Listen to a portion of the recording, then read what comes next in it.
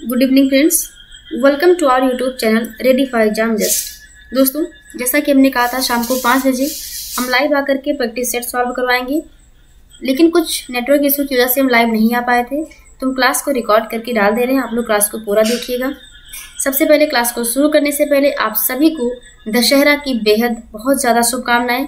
दशहरा एक ऐसा पर्व जहाँ पर बुराई पर अच्छाई की जीत होती है और आप सभी की जीत हो। इसी जीत की शुभकामनाओं के साथ चलिए अपनी क्लास को हम स्टार्ट करते हैं और शुरू करते हैं प्रैक्टिस सेट को सॉल्व करना।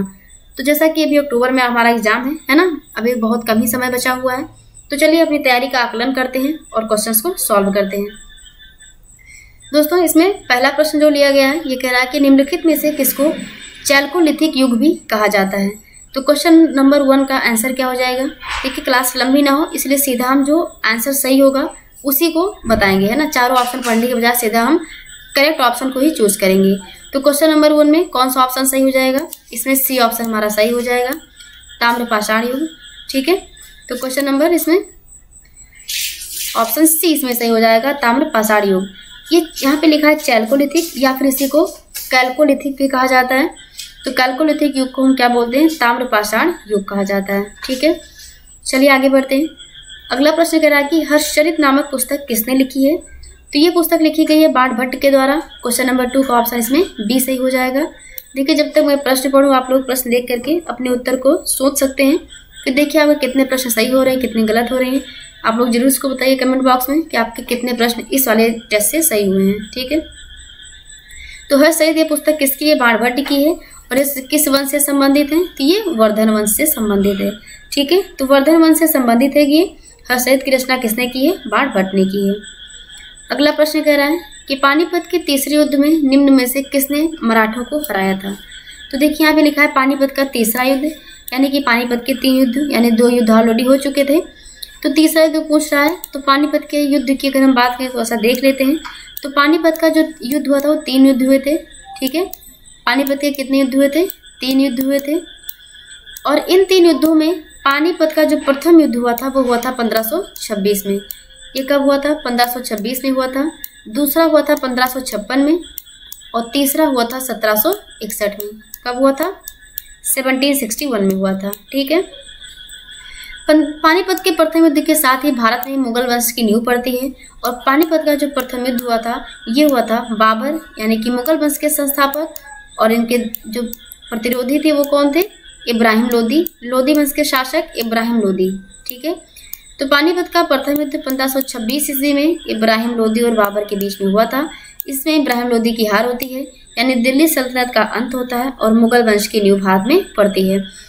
दूसरा युद्ध 1556 में हुआ था, तीसरा 1761 में हुआ था। तो उसी तीसरे युद्ध में ये हुआ था मराठों और किसके बीच में, ये अफगानों के बीच में। तो मराठों और अफगानों के बीच में पानीपत का तीसरा युद्ध हुआ था और इसी युद्ध में मराठे बुरी तरह से पराजित होते हैं और अफगानों की इसमें जीत होती है। मराठों की तरफ से अगर बात करें तो इसको इनकी तरफ से कौन था, सदाशिवराव भाऊ, यानी कि जो मराठा सेना थी उसका नेतृत्व किया गया था सदाशिवराव भाऊ के द्वारा। और जो अफगान की सेना थी उसके तरफ से जो नेतृत्व किया गया था वो किया गया था किसके साथ, जो है अहमद शाह अब्दाली के द्वारा। ठीक है, तो ये किया था अहमद शाह अब्दाली के द्वारा और मराठों की तरफ से थे सदाशिवराव भाऊ। युद्ध होता है और पानीपत के तीसरे युद्ध में जो है मराठे बुरी तरह से पराजित हो जाते हैं। ठीक है, ये एक टर्निंग पॉइंट था भारतीय इतिहास में। 1700 अगला प्रश्न है कि 1857 की क्रांति सर्वप्रथम कहाँ से प्रारंभ हुई थी। तो 1857 की जो क्रांति थी ये प्रारंभ हुई थी कहाँ से, मेरठ से। ऑप्शन सी इसमें सही हो जाएगा। और ये शुरू हुआ था कब, 10 मई को। ठीक है, 1857 10 मई को मेरठ से 1857 की क्रांति का शुरुआत होती है। आगे बढ़ते हैं। अगला प्रश्न कह रहा है कि इस्तमरारी बंदोबस्त किसने लागू किया। कह रहा है कि इस्तमरारी बंदोबस्त किसने लागू किया था। तो ये लागू किया था किसके द्वारा, चलिए आंसर बताते हैं। आप लोग ने आंसर अपना सोच लिया होगा। तो इस्तमरारी बंदोबस्त शुरू किया गया था लॉर्ड कॉर्नवालिस के द्वारा। तो क्वेश्चन नंबर 5 का आंसर क्या हो जाएगा, सी सही हो जाएगा। लॉर्ड कॉर्नवालिस ने 1793 में 1793 ईस्वी में इस्तमरारी बंदोबस्त, या फिर इसी को हम कह सकते हैं क्या, जागीरदारी या मालगुजारी, या फिर इसी को हम बीसवेदारी, ये भिन्न भिन्न नामों से जाना जाता है। तो 1793 में इस्तेमरारी बंदोबस्त की जो शुरुआत की गई थी ये लॉर्ड कॉर्नवालिस के द्वारा की गई थी। ठीक है, 1793 में इसको शुरू किया गया था। और जो एरिया की अगर हम बात करें तो ये बंगाल हो गया, है ना, बंगाल में, बिहार में, यूपी में, इन जगहों पर इस्तेमारी बंदोबस्त को शुरू किया गया था। चलिए आगे बढ़ते हैं। अगला प्रश्न क्या कह रहा है, इसमें कह रहा है कि कौन, यानी निम्नलिखित महापुरुषों में कौन भारतीय जागृति के जनक कहलाते हैं। तो भारतीय जागृति का जनक किसे कहा जाता है, राजा राम मोहन राय को कहा जाता है। इसमें ऑप्शन बी सही हो जाएगा। राजा राम मोहन राय को बहुत अधिक जो है भिन्न भिन्न नामों से जाना जाता है। भारतीय राष्ट्रवाद के पैगंबर के रूप में, भारतीय पुनर्जागरण के पिता के रूप में, अतीत और भविष्य के मध्य सेतु के रूप में, और या फिर भारतीय राष्ट्रवाद के जनक के रूप में। आप लोग बताइए कमेंट बॉक्स में कि राजा राम मोहन राय को युगदूत की उपाधि ये किसने दी थी। ठीक है, इनको युगदूत के रूप में भी जाना जाता है। तो भारतीय जागृति के जनक कौन हो जाएंगे, राजा राम मोहन राय हो जाएंगे। वेदों की ओर लौटो किससे संबंधित है, ये इनसे संबंधित हो जाएगा। प्रश्न कह रहा है कि महात्मा गांधी ने 1930 में सविनय अवज्ञा आंदोलन कहाँ से आरंभ किया था। तो सविनय अवज्ञा आंदोलन की शुरुआत कहाँ से शुरू हुई थी, ये दांडी से शुरू हुई थी। और अगर हम डेट की बात करें तो 12 मार्च 1930 को ये शुरू किया गया था। और 24 दिन की यात्रा के बाद 12 मार्च 1930 को शुरू किया गया और 6 अप्रैल 24 दिन की यात्रा के बाद 6 अप्रैल 1930 को ये कहाँ पहुँचते हैं, दांडी पहुँचते हैं। ठीक है, सॉरी कहाँ, ये 6 अप्रैल 1930 को ये क्या करते हैं, नमक कानून को तोड़ते हैं। ठीक है, तो साबरमती से शुरू किया था ये और कहाँ तक, दांडी तक। तो क्वेश्चन नंबर 7 का आंसर क्या हो जाएगा, इसमें 7 का बी सही हो जाएगा। ये साबरमती से शुरू किया था दांडी तक। ठीक है, याद रखना, ये थोड़ा सा क्वेश्चन में इसमें घुमा के दे दिया गया है। तो ये शुरू कहाँ से किया था, साबरमती आश्रम से शुरू किया था। इनके साथ 80 सहयोगी थे। लगभग 390 किलोमीटर इन्होंने दूरी तय की थी। उन्होंने यात्रा की दांडी, यानी कि गुजरात का जो नवसारी जिला है वहां पर पहुंच करके 6 अप्रैल 1930 को उन्होंने नमक कानून को तोड़ा था। तो यहाँ पर ये पहुंचे थे, शुरू किया था साबरमती आश्रम से। तो थोड़ा सा प्रश्न को आप घुमा लीजिएगा। ठीक है, चलिए आगे बढ़ते हैं। 1904 में क्रांतिकारी संगठन अभिनव भारत संगठित किया गया था। तो ये कहाँ पे किया गया था, किसके द्वारा किया गया था। तो अभिनव भारत संबंधित है किससे, ये बी.डी. सावरकर से। किससे संबंधित है, ये बी.डी. सावरकर ने इसको संगठित किया था। और कहाँ पे किया था, तो ये किया गया था कहाँ पे, महाराष्ट्र में। इसमें ऑप्शन डी सही हो जाएगा। कौन सा ऑप्शन सही हो जाएगा, ऑप्शन डी इसमें सही हो जाएगा। अभिनव भारत संगठित किया गया था बी.डी. सावरकर के द्वारा और महाराष्ट्र में किया गया था। अगला प्रश्न कह रहा है कि निम्नलिखित में से किस एक ने सुभाष चंद्र बोस को देश नायक कहा था। तो सुभाष चंद्र बोस को देश नायक किसके द्वारा कहा गया, तो ये कहा गया था रविन्द्रनाथ टैगोर के द्वारा। इसमें ऑप्शन सी सही हो जाएगा। ठीक है, तो सुभाष चंद्र बोस जब 1930 में भारतीय राष्ट्रीय कांग्रेस के अध्यक्ष बने थे, उसी के बाद जो है गुरुदेव जो रविन्द्रनाथ टैगोर थे, शांति निकेतन में इनको देश के नायक की उपाधि से इनको सम्मानित किया था। महात्मा गांधी ने इनको क्या कहा था, तो महात्मा गांधी ने इनको कहा था देशभक्तों का देशभक्त। देशभक्तों का देशभक्त किसे कहा गया है, सुभाष चंद्र बोस को कहा गया है। तो देशभक्तों का देशभक्त की संज्ञा है ना, किस चीज की संज्ञा, देशभक्तों का देशभक्त। देशभक्तों का देशभक्त इसकी संज्ञा सुभाष चंद्र बोस को महात्मा गांधी के द्वारा दी गई थी। और जब सुभाष चंद्र बोस ने 1938 में भारतीय राष्ट्रीय कांग्रेस के अध्यक्ष बने थे, तब रविन्द्रनाथ टैगोर ने इनको क्या कहा था, तब रविन्द्रनाथ टैगोर ने इनको देश नायक की उपाधि दी थी। कहाँ पे, शांति निकेतन में। ठीक है, आगे बढ़े। चलिए अगला प्रश्न कह रहा है निम्नांकित में से किस एक्ट के द्वारा भारत के गवर्नर जनरल को अध्यादेश जारी करने की शक्ति प्रदान की गई है। तो क्वेश्चन नंबर 10 का आंसर क्या हो जाएगा, भारत के गवर्नर जनरल को अध्यादेश जारी करने की शक्ति। तो भारत के गवर्नर जनरल को अध्यादेश जारी करने की शक्ति दी गई थी इंडियन काउंसिल एक्ट 1861 के द्वारा। इंडियन काउंसिल एक्ट 1861 के द्वारा अध्यादेश जारी करने की शक्ति दी गई थी। 1909 किससे संबंधित है, ये मॉर्ले मिंटो सुधार से संबंधित है ना, मॉर्ले मिंटो सुधार से संबंधित है 1909। इसी के तहत क्या किया गया था, इसके तहत मुसलमानों के लिए, मुस्लिमों के लिए क्या किया गया था, अलग से जो निर्वाचन व्यवस्था शुरू की गई थी। और 1861 से गवर्नर जनरल को अध्यादेश जारी करने की शक्ति दी गई थी। आर्टिकल 1, 2, 3 अगर हम संविधान की बात करें तो अनुच्छेद 123 में अध्यादेश जारी करने की शक्ति किसके दी गई है, ये और 213 में ठीक है, तो ये संबंधित है राज्यपाल से और वो संबंधित है किससे, राष्ट्रपति से। ठीक है, विश्व का सबसे ऊंचा पर्वत शिखर कहाँ पर है? तो विश्व का सबसे ऊंचा पर्वत शिखर है कौन? तो ये है माउंट एवरेस्ट। कौन सा है? Mount Everest. माउंट एवरेस्ट सबसे ऊंचा शिखर है ये, है ना, और ये है कहाँ पे? ये नेपाल में स्थित है। तो इसमें ऑप्शन सी सही हो जाएगा, 11 का ऑप्शन सी हो जाएगा।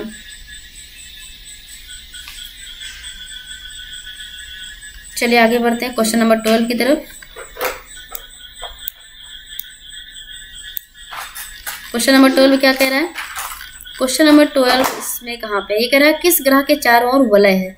वलय मतलब हो गया छल्ला, है ना, तो रिंग जिसको बोलते हैं, रिंग या वलय, ये किस ग्रह के चारों तरफ है? तो ये शनि ग्रह के चारों तरफ है। इसमें ऑप्शन डी सही हो जाएगा, शनि। ठीक है, तो क्वेश्चन नंबर 12 का आंसर क्या हो जाएगा? शनि। ऑप्शन डी इसमें सही हो जाएगा। आगे बढ़ते हैं। इसके अलावा भी ऐसा नहीं कि सिर्फ शनि के चारों तरफ ही है, इसमें बृहस्पति और वरुण के चारों तरफ भी वलय पाए गए हैं। अगला प्रश्न क्या कह रहा है? इसमें कह रहा है कि तमिलनाडु में जाड़ों में वर्षा क्यों होती है? अच्छा प्रश्न है। तमिलनाडु में जाड़ों में वर्षा क्यों होती है? क्या उत्तर पूर्वी मानसून से, या बंगाल की खाड़ी से उठे तूफानों से, दक्षिण पूर्व मानसून से, या दक्षिण एशिया मानसून से? तो 13 का आंसर क्या हो जाएगा? इसमें ये उत्तर पूर्वी मानसून से तमिलनाडु में ठंडियों में बरसात होती है। इसमें ऑप्शन डी सही हो जाएगा। ये लौटते मानसून, यानी कि जब मानसून लौटता है ना, जब मानसून क्या होता है, लौटता है, तब उधर से क्या आता है, ये यहाँ पे तमिलनाडु में क्या होती है, बारिश होती है। नर्मदा की ओर बहने वाली नदी है, यानी कि नर्मदा किस ओर बहती है? ये इंडिया है, यहाँ पे ये अरब सागर है। ठीक है, नर्मदा यहाँ से बहती है। तो ये किस तरफ, किस ओर बह रही है? तो ये क्वेश्चन नंबर 14 में क्या हो जाएगा? क्वेश्चन 14 का आंसर सी हो जाएगा। ये कहाँ पे बह रही है? पश्चिम में बह रही है। ठीक है, ये किधर बह रही है? पश्चिम में, नर्मदा। ऑप्शन इसमें डी से सी सही हो जाएगा। ठीक है, चलिए आगे बढ़ते हैं। अगर ये प्रश्न पूछे कि नर्मदा कहाँ पे गिरती है, तो अरब सागर में गिरती है। किस ओर बह रही है? तो पश्चिम की ओर बह रही है। अगला प्रश्न कह रहा है कि भारत वन स्थिति रिपोर्ट 2021 के अनुसार देश में कुल वनावरण क्षेत्र है। तो देश में कुल वनावरण जो क्षेत्र है वो कितना है? तो ये हो जाएगा इसमें 21.71%। ऑप्शन ए इसमें सही हो जाएगा। तो जो वन स्थिति रिपोर्ट आई है उसके अनुसार एरिया की अगर हम बात करें तो लगभग 7,13,789 वर्ग किलोमीटर ये वनावरण क्षेत्र है। ठीक है, यानी कि ये कुल भौगोलिक क्षेत्र का लगभग 21.71% एरिया है। तो इसमें ऑप्शन ए सही हो जाएगा। भारतीय आर्थिक समीक्षा कौन प्रकाशित करता है? भारतीय आर्थिक समीक्षा, ये प्रश्न यूपीएससी ने जो एग्जाम हुआ था लोअर बीसीएस मेंस का, उसमें पूछा हुआ है। तो भारतीय आर्थिक समीक्षा क्वेश्चन नंबर 16 का आंसर क्या हो जाएगा? बी, यानी कि वित्त मंत्रालय के द्वारा ये प्रकाशित किया जाता है। इकोनॉमिक सर्वे जिसको कहा जाता है ना, भारतीय आर्थिक समीक्षा इकोनॉमिक सर्वे, ये प्रकाशित किया जाता है वित्त मंत्रालय के द्वारा। उससे पूछा गया था तैयार कौन करता है। ठीक है, वित्तीय वर्ष 2020-21 के अनुसार भारत का सबसे बड़ा मक्का उत्पादक राज्य कौन सा है? तो देखिए फसल है ना, फसल ये पूछ रहा है इसमें कि ये कहाँ पे सबसे ज्यादा, यानी कि प्रथम स्थान किसका है? Question number 17। तो ये कहाँ पे? ये कर्नाटक में हो जाएगा। ठीक है, अगर आप लोगों ने ज्योग्राफी अच्छे से पढ़ी होगी, उसमें कौन सी सॉइल कहाँ पे पाई जाती है, क्लाइमेट कहाँ पे किसी स्टेट का कैसा है, बरसात कहाँ पे कितनी होती है, यानी कि कहाँ का जो क्लाइमेट है, जो सॉइल कंडीशन है, किस फसल के उत्पादन के लिए बेहतर है, तो आप उससे भी जो है इस क्वेश्चन को सही कर सकते हैं। तो भारत का सबसे बड़ा मक्का उत्पादन राज्य इसमें कौन सा? कर्नाटक हो जाएगा। ऑप्शन बी इसमें सही हो जाएगा। दूसरे और तीसरे स्थान की अगर बात करें तो दूसरे पे एमपी है, दूसरे स्थान पे कौन सा है? एमपी है। और तीसरे स्थान की अगर हम बात करें तो उस पे महाराष्ट्र है। ये किस स्थान पे? थर्ड पे महाराष्ट्र है। जीएसटी क्या है? देखिए यूपीएससी के सिलेबस में जीएसटी टॉपिक दिया गया है। तो जीएसटी की अगर हम बात करें तो जीएसटी क्या है? ये एक अप्रत्यक्ष कर है। इसमें ऑप्शन बी सही हो जाएगा। जीएसटी अगर हम बात करें भारत में कब से लागू है? तो 2017 है ना, 1 जुलाई 2017 से लागू है ये। अगला प्रश्न अगर ये पूछे कि ये किस समिति की सिफारिश पर? तो केलकर की समिति की सिफारिश पर, है ना, केलकर समिति की सिफारिश पर ये। और संविधान संशोधन कौन सा था? 101वां संविधान संशोधन के द्वारा इसको लागू किया गया था। और अगर विधेयक पूछे किस विधेयक के तहत? तो विधेयक क्या हो जाएगा? 122वां हो जाएगा। तो जितने महत्वपूर्ण प्रश्न हैं, है ना। जीएसटी सबसे पहले कहाँ पे, किस देश में आई थी? फ्रांस में। ये एक अप्रत्यक्ष कर है। 2017 से इसको लागू किया गया। विजय केलकर समिति की सिफारिश पर लागू किया गया। और संविधान संशोधन कौन सा था? 101वां संविधान संशोधन है। अगर बात करें इसका विधेयक कब आया था, तो ये था 122वां विधेयक था। ठीक है, जब विधेयक कानून बन जाता है तो उसको हम विधेयक या बिल ना बोल करके क्या बोलते हैं इसको, ये संशोधन हो जाता है। 101वां संविधान संशोधन हो जाता है, नियम कानून बन जाता है वो। नीति आयोग के अध्यक्ष निम्नलिखित में से कौन से हैं? आपको बताना है इसमें नीति आयोग के अध्यक्ष कौन है। क्वेश्चन नंबर 19 का answer, question number 19, NITI Aayog के अध्यक्ष कौन है? तो नीति आयोग के अध्यक्ष कौन होते हैं? आप लोगों ने नीति आयोग के बारे में पढ़ा होगा। तो इसके अध्यक्ष कौन होते हैं? प्रधानमंत्री होते हैं। इसमें नरेंद्र मोदी इस समय क्या है? प्रधानमंत्री हैं। नीति आयोग की स्थापना कब की गई थी? तो नीति आयोग की स्थापना की गई थी 1 जनवरी 2015 को। योजना आयोग के स्थान पर नीति आयोग की स्थापना की गई 1 जनवरी 2015 को। वर्तमान में अगर हम बात करें, वर्तमान में नीति आयोग के सीईओ कौन है? तो वर्तमान में नीति आयोग के सीईओ हैं परमेश्वरन अय्यर। कौन है? परमेश्वरन अय्यर इस समय यानी कि वर्तमान में नीति आयोग के सीईओ हैं। और अगर पूछे उपाध्यक्ष कौन है, ये दो चीजें पूछी जाती हैं। तो उपाध्यक्ष है सुमन बेरी। कौन है? तो वर्तमान में नीति आयोग के उपाध्यक्ष हैं सुमन बेरी। सीईओ है परमेश्वरन अय्यर। और नीति आयोग के अध्यक्ष प्रधानमंत्री हैं, प्रधानमंत्री होते हैं। इसे प्रधानमंत्री नरेंद्र मोदी जी हैं। तो इसमें ऑप्शन सी सही हो जाएगा। आगे बढ़ते हैं। भारतीय रिजर्व बैंक का राष्ट्रीयकरण किस वर्ष किया गया था?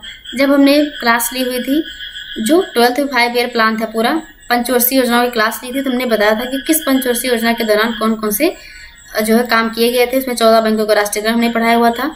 लेकिन आपको यहाँ पे बताना है कि आरबीआई का राष्ट्रीयकरण कब किया गया? तो ये किया था 1949 में। इसमें ऑप्शन बी सही हो जाएगा। ठीक है, तो भारतीय रिजर्व बैंक का राष्ट्रीयकरण 1949 में किया गया था। तो ध्यान से पढ़िए क्वेश्चन को कि आरबीआई पूछा या बाकी सारे बैंकों के बारे में पूछ रहा है। तो यहाँ पे पूछा क्वेश्चन क्या है? आरबीआई के द्वारा, आरबीआई का। तो इसमें ऑप्शन बी सही हो जाएगा 1949 में। आगे बढ़ते हैं। अब इसमें आरबीआई की स्थापना कब हुई थी? तो आरबीआई की स्थापना हुई थी 1 अप्रैल 1935 को इसकी स्थापना होती है। और 1 जनवरी 1949 को इसका राष्ट्रीयकरण कर दिया गया था। ठीक है, तो स्थापना पूछेगा तो 1935 हो जाएगा और राष्ट्रीयकरण पूछेगा तो 1949 हो जाएगा। पंचायती राज दिवस कब मनाया जाता है? 21 का आंसर क्या हो जाएगा? इसमें 24 अप्रैल को हो जाएगा। ऑप्शन डी इसमें सही हो जाएगा। तो पंचायती राज दिवस 24 अप्रैल को क्यों मनाया जाता है? तो इससे मैंने पहले जो पंचायत के बारे में क्लास ली हुई है, हमने बताया था कि 73वें संविधान संशोधन के द्वारा क्या होता है, इसकी 73वें संविधान संशोधन अधिनियम 1992 के द्वारा 24 इसकी स्थापना होती है और 24 अप्रैल 1993 से ये लागू हुआ था। तो अगर लागू पूछे तो 1993 में हुआ था, स्थापना 1992 के तहत हुई थी। 24 अप्रैल 1993 से लागू हुआ, इसीलिए 24 अप्रैल को राष्ट्रीय पंचायती दिवस के रूप में सेलिब्रेट किया जाता है। तो क्वेश्चन नंबर 21 का ऑप्शन इसमें सी सही हो जाएगा। अगला प्रश्न क्या कह रहा है? इसमें कह रहा है लोकसभा के अध्यक्ष को कैसे हटाया जा सकता है? तो लोकसभा के अध्यक्ष को हटाने का तरीका क्या है कि ये लोकसभा के सभी सदस्यों के बहुमत से पारित संकल्प के द्वारा इनको हटाया जाता है। तो इसमें ऑप्शन बी सही हो जाएगा। आगे बढ़ते हैं।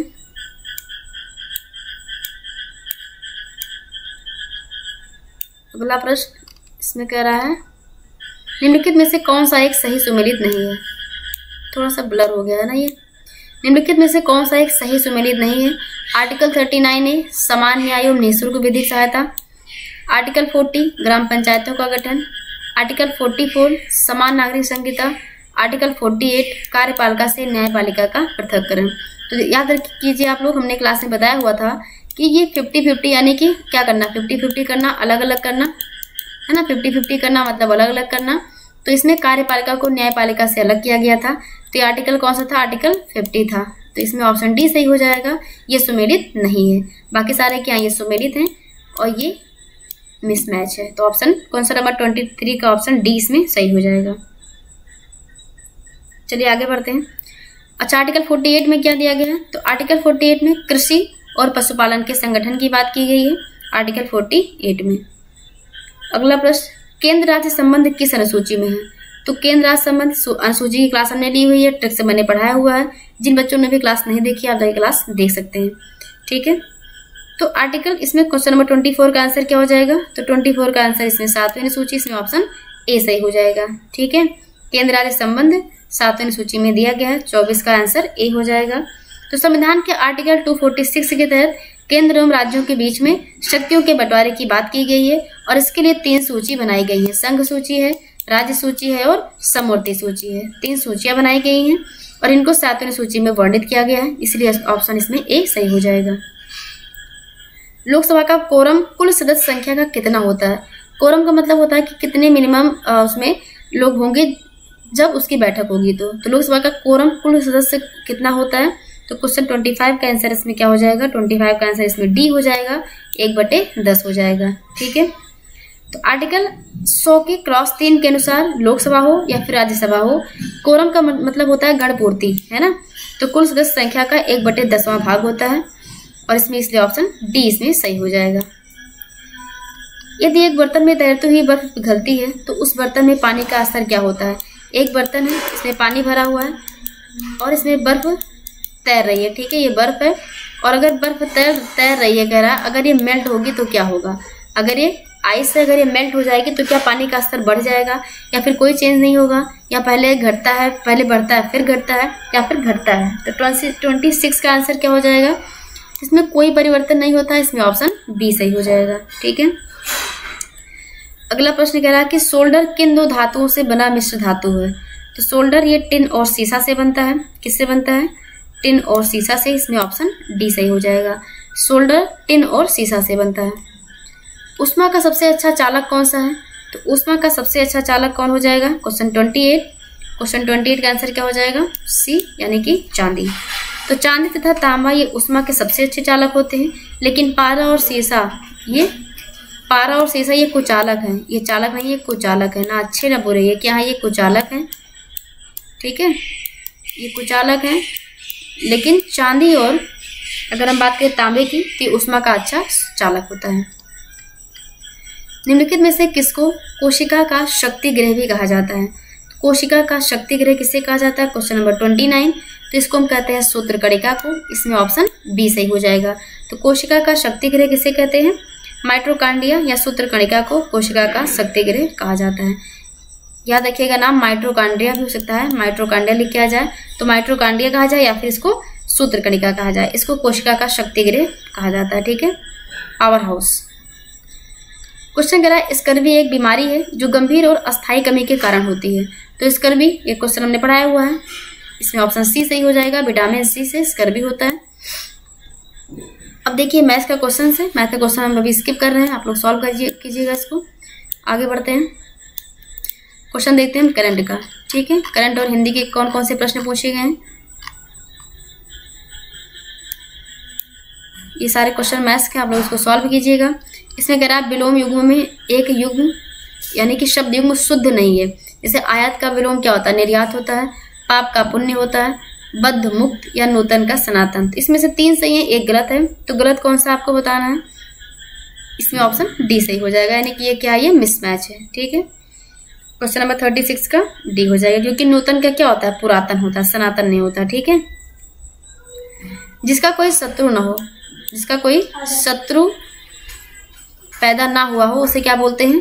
37 का क्या हो जाएगा? इसमें हो जाएगा अजात शत्रु, इसमें ऑप्शन ए सही हो जाएगा। तो जिसका कोई शत्रु पैदा ही ना हुआ हो उसको अजात शत्रु कहा जाता है। निम्नलिखित में से कौन सा शब्द सूर्य का पर्यायवाची नहीं है? तो सूर्य का पर्यायवाची कौन सा नहीं है बताना है ये। तो 38 का इसमें क्या हो जाएगा? विभाकर, ये सूर्य का पर्यायवाची नहीं है। बाकी प्रभाकर, दिनकर, दिनेश ये सूर्य के पर्यायवाची हैं। पुल्लिंग शब्द बताना है आपको इसमें, पहिया, पखावज, लिखावट और मझधार। तो 39 का इसमें ऑप्शन ए सही हो जाएगा, ये पुल्लिंग है। बाकी सारे क्या है? ये स्त्रीलिंग है। निष्कपट शब्द का संधि विच्छेद क्या हो जाएगा? तो जाएगा निकपट, इसमें ऑप्शन ए सही हो जाएगा। आगे बढ़ते हैं, पैराग्राफ आप लोग खुद से सॉल्व कीजिएगा। ठीक है, जिस तरह से कीट विज्ञान संबंधित है कीट से, तो जीवाश्म अध्ययन में किसका अध्ययन किया जाएगा? तो इसमें किया जाएगा किसका? जीवाश्मों का, इसमें ऑप्शन बी सही हो जाएगा।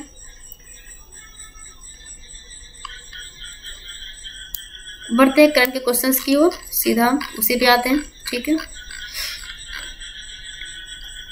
करा कि मार्च 2022 में भारतीय रिजर्व बैंक के गवर्नर ने कहाँ पे रिजर्व बैंक इनोवेशन हब का उद्घाटन किया। तो किसके द्वारा उद्घाटन किया गया? रिजर्व बैंक के गवर्नर के द्वारा। इस समय कौन है? शक्तिकांत दास हैं।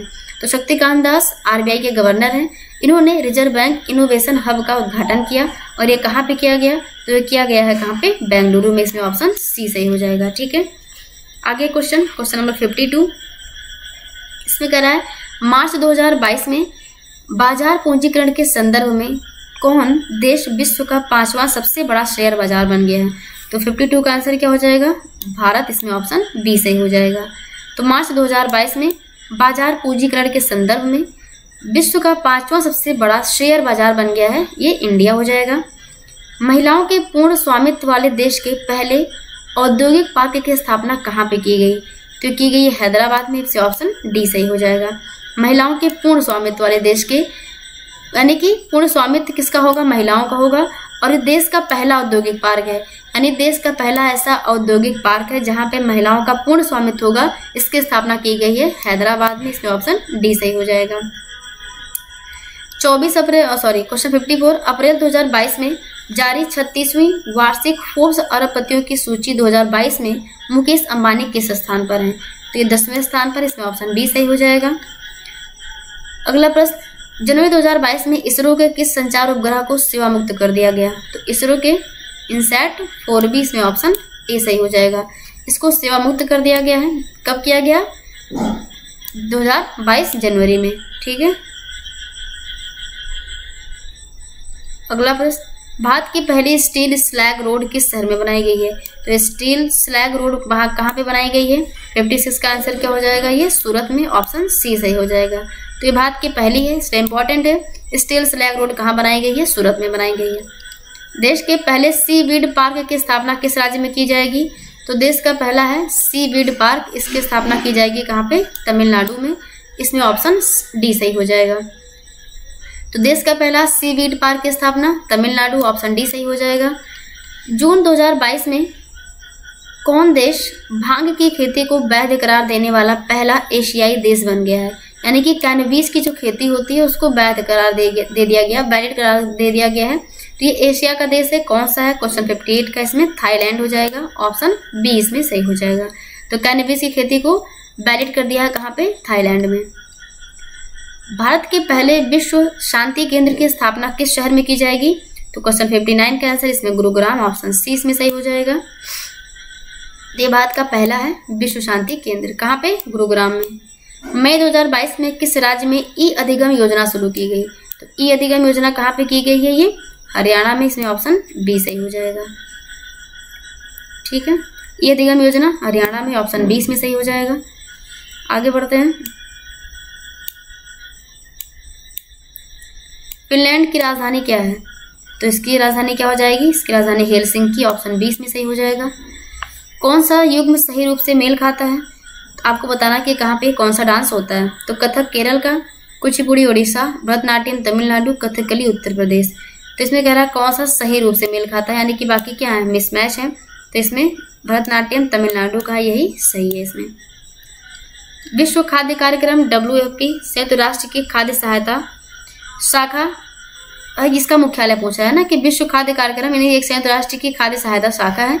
इसका हेडक्वार्टर कहाँ पे ये बताना आपको। तो 63 का आंसर क्या हो जाएगा? इटली के रोम में। ऑप्शन डी इसमें सही हो जाएगा। गुदई महाराज कौन सा वाद्य यंत्र बजाते थे? तो 64 ये तबला बजाते थे। इसमें ऑप्शन ए सही हो जाएगा। साहित्य में नोबेल पुरस्कार प्राप्त करने वाले प्रथम भारतीय का नाम बताइए। तो साहित्य में प्रथम ये मिला था किसको? रविन्द्रनाथ टैगोर को। इसमें ऑप्शन ए सही हो जाएगा। तो साहित्य में नोबेल पुरस्कार प्राप्त करने वाले प्रथम भारतीय थे, इनका नाम था रविन्द्रनाथ टैगोर। ठीक है, बांधों को आधुनिक भारत के मंदिर किसने कहा था? तो बांधों को आधुनिक भारत का मंदिर, यानी कि बांधों को संज्ञा दी गई है आधुनिक भारत के मंदिर के रूप में। किसके द्वारा दी गई है? तो ये दिया गया है किसके द्वारा? पंडित जवाहरलाल नेहरू के द्वारा। इसमें ऑप्शन ए सही हो जाएगा। जून 2022 में आयोजित टेनिस की ग्रैंड स्लैम प्रतियोगिता फ्रेंच ओपन 2022 के पुरुष एकल का खिताब किसने जीता है? तो जीता गया है राफेल नडाल के द्वारा। इसमें ऑप्शन बी सही हो जाएगा। जितने भी 2022 में गेम हुए हैं, है ना, कोशिश करेंगे उस पर हम जितने भी गेम हुए स्पोर्ट्स से संबंधित जितने प्रश्न हैं उनको मैं क्लास में अलग से लेकर के आएंगे। ठीक है, तो जून 2022 में जो टेनिस की ग्रैंड स्लैम प्रतियोगिता फ्रेंच ओपन हुई थी, उसमें पुरुष एकल खिताब जीता था किसने? राफेल नडाल ने। पुस्तक है mastermind winning lessons from a champions life के लेखक कौन है? क्वेश्चन 68, तो इसमें हो जाएगा विश्वनाथ आनंद, ऑप्शन डी इसमें सही हो जाएगा। ये इनकी किताब है। अप्रैल 2022 में पहला लता दीनानाथ मंगेशकर पुरस्कार किसको दिया गया? ये इंपॉर्टेंट प्रश्न है ना, परीक्षाएं पूछा जा सकता है ये, जिसमें ऑप्शन बी सही हो जाएगा। नरेंद्र मोदी को दिया गया था ये। मई 2022 में संपन्न हुई इंडियन प्रीमियर लीग IPL के 15वें संस्करण का खिताब किसने जीता है? तो जीता गया है गुजरात टाइटंस के द्वारा, है ना। 15वां संस्करण था, जीता कौन है? गुजरात टाइटंस। इसमें ऑप्शन बी सही हो जाएगा। अगला प्रश्न देखिए, आगे ऐसे पैराग्राफ आप लोग ये सारे क्वेश्चंस करिएगा, है ना। GS के और करंट के क्वेश्चंस को हमने सॉल्व करा दिया है। जहां भी आप लोग को दिक्कत हो बताइएगा। बाकी ये PDF हम डाल देंगे टेलीग्राम पर, और मैथ्स के क्वेश्चंस, पैराग्राफ क्वेश्चंस को आप लोग खुद से कीजिएगा। जहाँ पे दिक्कत होती है पूछिएगा, ठीक है। तो चलिए आज क्लास को यहीं पे ख़त्म करते हैं। जैसा कि हमने आज कहा था कि लाइव क्लास लेकर के आएंगे, लेकिन सॉरी फॉर दैट कि कुछ टेक्निकल इशू यानी कि नेटवर्क इशू था, बारिश हो रही थी, उस वजह से हम लाइव क्लास लेके नहीं आ पाए। तो क्लास को रिकॉर्ड करके हम डाल रहे हैं इसीलिए, है ना, जिससे आप लोग का कोई नुकसान ना हो। तो क्वेश्चंस को जरूर सॉल्व कीजिए। देखिए एग्जाम्स आने वाले हैं, तो आप लोग को जितना पढ़ना था आपने पढ़ लिया। अब मेन क्या आपको प्रैक्टिस करना, तो प्रैक्टिस बहुत ज़रूरी है ना। किसी भी चीज़ की प्रैक्टिस, यानी कि अब आप देखेंगे कि हमने जितना पढ़ लिया हुआ है उसमें हमारे कितने क्वेश्चन सही हो रहे हैं, है ना। तो बाकी हमने जितने महत्वपूर्ण प्रश्न बनते हैं उनकी हमने क्लास ली हुई है, आप लोग देखिएगा। और टारगेट कीजिए कि आपके कम से कम 95 एबव प्रश्न तो आपके सही होने चाहिए, क्योंकि पेपर का लेवल क्या होता है, बहुत ईजी होता है, ऐसा कुछ भी टफ नहीं। मैथ्स भी ईजी है इसमें। बाकी करंट के और GS क्वेश्चन सॉल्व करा रहे हैं। तो क्लास को पूरा देखिए, शेयर कीजिए, चैनल को सब्सक्राइब कीजिए, वीडियो को लाइक कीजिए और अपना सहयोग बना के रखिए। और इसी के साथ आप सभी को दशहरा की हार्दिक शुभकामनाएं। धन्यवाद।